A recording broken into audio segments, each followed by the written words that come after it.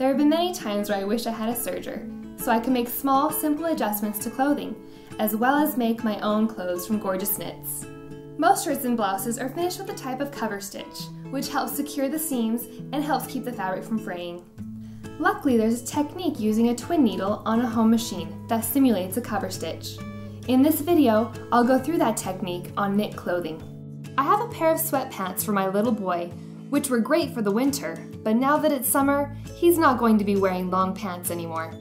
Considering how fast babies grow into toddlers, these pants aren't going to fit him next winter, so I want to repurpose them into fun summer shorts. I'm using a 4mm stretch twin needle for this project. A stretch needle has a medium ball point, which helps to separate knit fabrics instead of cutting through the fibers like a sharp point would.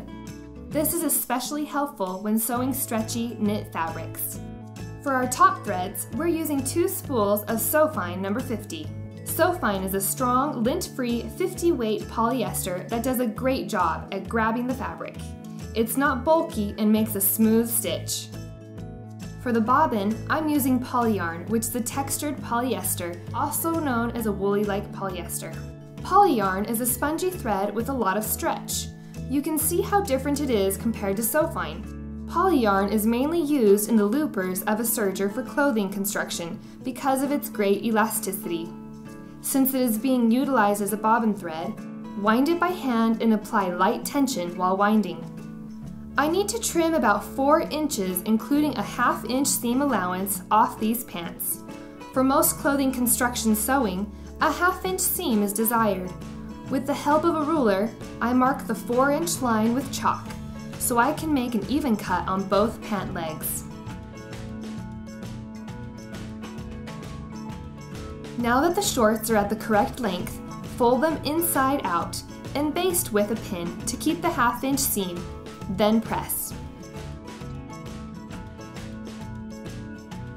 Once pressed, fold right side out and pin baste in place.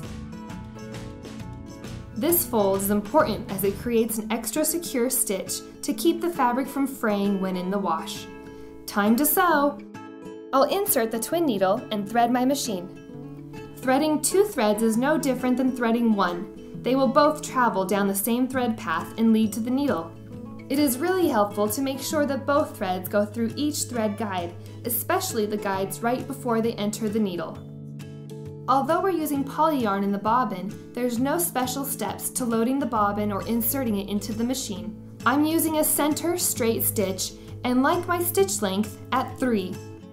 Bring up the bobbin thread, then slide the shorts over the free arm. Sewing on the free arm makes sewing these shorts much easier. Because I can easily rotate the shorts around the free arm, it's easier to keep a straight stitch. I'll stitch at a slow speed to ensure that I'm staying straight, and that the left needle is stitching on the edge of the inner fold. I take extra care to make sure I'm not pulling on the fabric while it's passing over the feed dogs, since knit fabrics can stretch easily.